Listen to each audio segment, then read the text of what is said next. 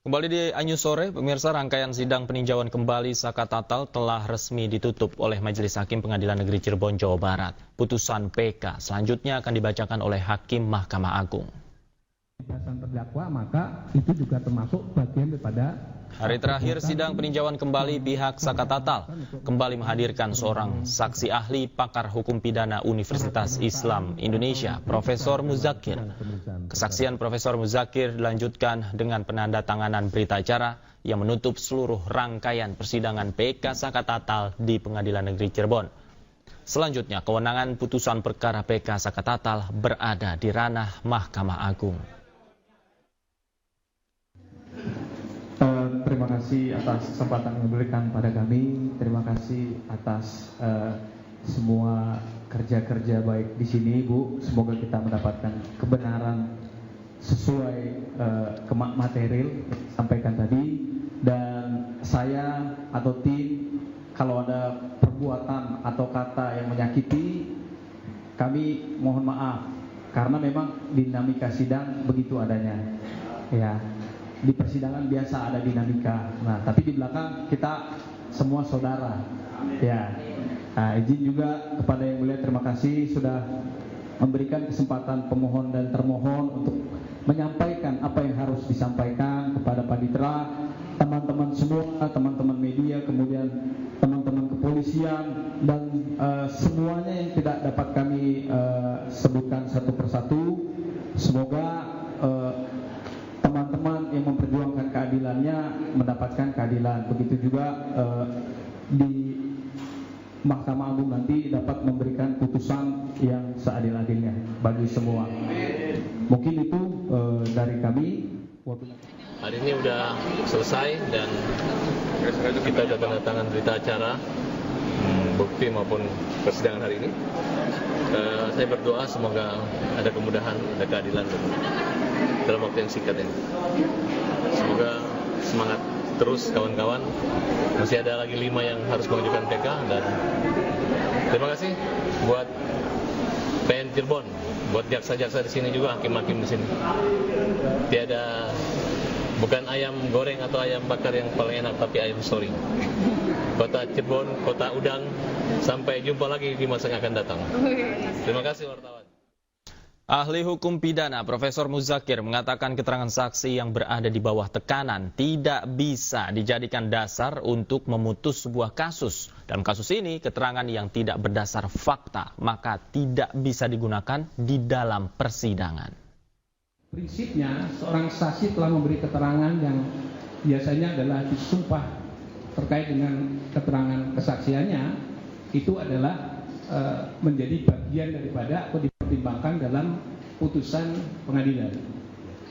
Tapi kalau jika kemudian diketahui bahwa pada saat dia memberikan pada saat itu ada sebut saja itu tekanan fisik maupun non fisik yang membuat dia tidak bisa berbuat sesuatu kecuali dia terpengaruhi atau dipengaruhi oleh kekuatan di luar dirinya yang melakukan pemaksaan secara fisik maupun non fisik itu, maka keterangan yang diberikan itu adalah keterangan yang tidak sesuai dengan keterangan kesaksian, yang seharusnya dia harus memberi keterangan kesaksian berdasarkan apa yang dialami sendiri, apa yang dilihat sendiri, atau apa yang didengar sendiri, tapi karena pengaruh-pengaruh dari luar dirinya, karena ada unsur paksaan fisik dan non fisik tadi yang membuat dia memberi keterangan yang tidak sempurna, atau mungkin justru memberi keterangan yang sesungguhnya tidak atau bertentangan dengan keadaan yang benar dan keadaan yang sebenarnya.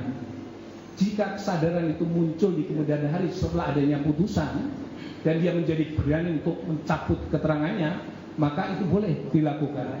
Tadi Ali sampaikan dengan catatan dia akan memberikan keterangan-keterangan yang benar dan sesuai dengan yang sebenarnya berdasarkan apa yang dia alami, apa yang dia lihat dan apa yang dia dengar, dan itu diberikan juga tanpa ada paksaan dari pihak manapun. Menurut ahli adalah itu boleh menarik atau istilah bahasanya adalah membatalkan keterangan kesaksiannya dan dia akan memberi keterangan di sidang pengadilan. Dengan catatan pula karena keterangan itu sudah dimasukkan di dalam pertimbangan putusan pengadilan, maka membatalkannya juga harus dengan putusan pengadilan. Jadi kalau membatalkan dengan putusan pengadilan, yang paling memungkinkan dalam situasi hukum pidana itu adalah proses pengajuan PK.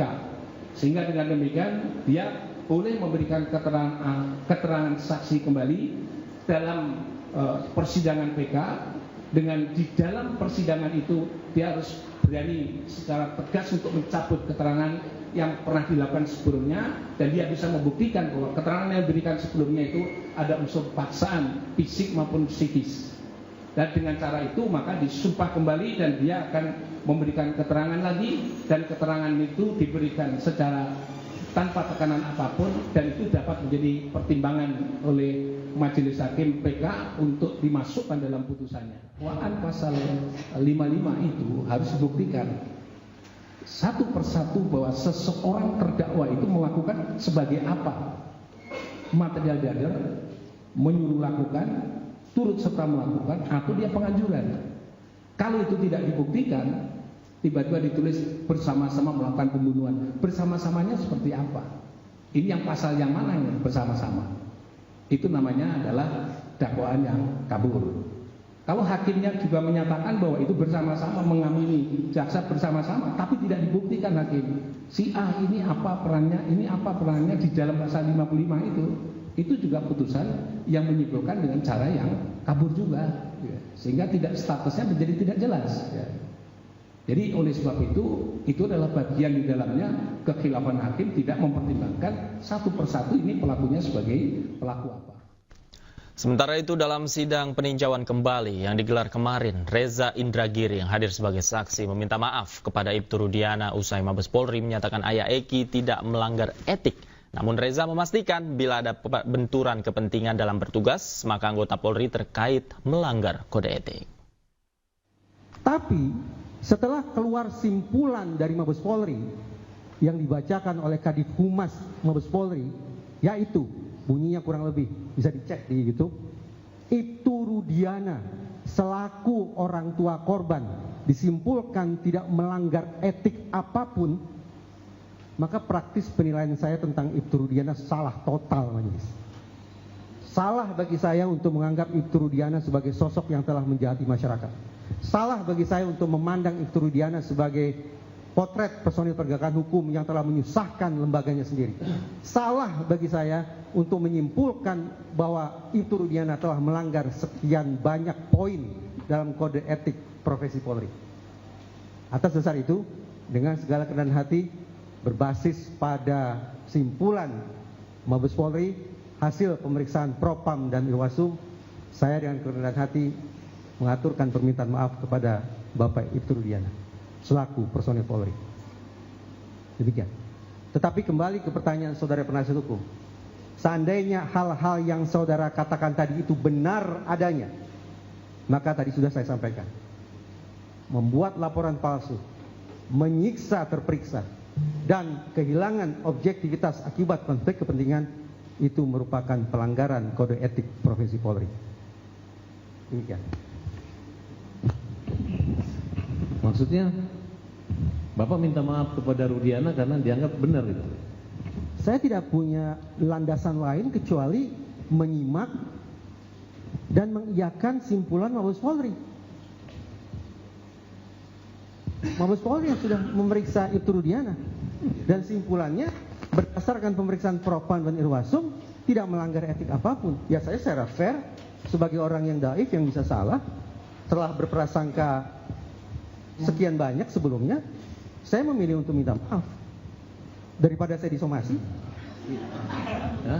Lebih baik saya sebagai warga negara yang baik secara rendah hati mengajukan permohonan maaf terlebih dahulu. Tapi ya ahli, kami perlu tegaskan bahwa pemeriksaan dari Mabes Polri itu tidak mencakup laporan siapa internal. Tapi kita juga belum mengerti karena kita juga membuat laporan dan beberapa teman juga membuat laporan itu. Gitu. Kalau suatu saat, kalau ini jadi berandai-andai kan saya tidak memiliki kemampuan, kewenangan untuk memeriksa Ibtu Rudiana. Jadi begini, kuasa pemohon, ya. Izin saya sampaikan sedikit, majelis. Ya, sebentar.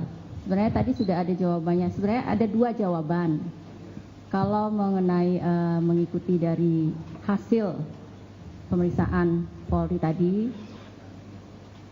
ahli minta maaf ya. Tapi ternyata misalnya apa yang dikatakan atau apa yang disampaikan oleh kuasa pemohon itu benar, ya, berarti tidak minta maaf gitu loh maksudnya. Begitu kan? Jadi ada dua jawaban. Nah, untuk saat ini ada dua jawaban karena kan kita tidak tahu mana yang benar. Kan betul. Seperti itu kan? Betul Majelis. Nah. Apa yang Ibu Ketua Majelis sampaikan 100% sesuai dengan isi kepala saya Majelis. Terima kasih. Saudara ahli, tapi kan hasil investigasi yang saudara ahli lakukan gitu kan. Kemudian saya tidak menginvestigasi siapa. Ya, artinya hasil wawancara, kemudian dari beberapa tampil di acara media di E-News TV maupun TV One ya, E-News terutama yang sedengar itu kan, bahwa jelas-jelas sudah ahli mempertegas bahwa pemeriksaan ini bukan mengejar keterangan, mengejar pengakuan gitu, pengakuan tersangka gitu. Nah, dan yang saya pertanyakan tadi adalah konflik of interest Sidur Diana gitu. Sehingga polisi atasan pimpinan juga bingung gitu, karena ketika contoh nih pra peradilan mereka membela, pada kenyataannya memang tidak ada bukti yang bisa membuat hakim mengabulkan atau menolak pada peradilan itu sehingga bebas. Sehingga yang terdapat pada pertimbangan hakim dalam menjatuhkan putusan peran daripada Peggy itu jadi kayak halusinasi. Kemudian dari pihak Polri pun menyatakan bahwa DPO itu masuk dalam hukum kita adalah fiktif gitu. Nah, di sini yang maksud saya, sebelum ahli minta maaf banyak pernyataan, walaupun saya anggap itu saudara ahli ini majelis hanya menyindir lah kira-kira gitu. Kalau benar menyindir Polri, kalau benar dia nggak salah. Tapi bahasanya sebenarnya ada keraguan. Jangan dikatakan bahwa ahli ini menyindir ya. Kita kan nggak tahu. Karena ahli ini memang nggak tahu mana yang benar gitu kan. Makanya ada dua jawaban gitu loh. Jangan menyimpulkan bahwa ahli menyindir. Nanti jadinya beritanya kemana-mana. Nah, ya yang terpojok jadinya ahlinya. Padahal di sini kan kita minta untuk memberikan keterangan berdasarkan keahlian. Jadi jangan dipojokkan ahlinya ya. Itu. Ya, dilanjutkan pertanyaan. Izin majelis, saya juga secara langsung harus menyampaikan sangkaan. Saya pikir saudara penasihat hukum salah membaca gestur saya. Saya tidak sepanjang yang saya sampaikan di hal ini, di ruang yang mulia ini, saya sudah diangkat sumpah majelis. Saya menyampaikan, ya itu yang saya sampaikan. Kalau saudara penasihat hukum memandang saya menyindir, ya itu tafsiran beliau. Gitu ya. Jadi di sini ahli itu netral, tidak ke kiri, tidak ke kanan. Benar ahli? Netral kan? Nah, sesuai sumpah mudah-mudahan ya, netral majelis. Sesuai sumpah dan sesuai dengan keahlian. Tapi setelah keluar simpulan dari Mabes Polri yang dibacakan oleh Kadif Humas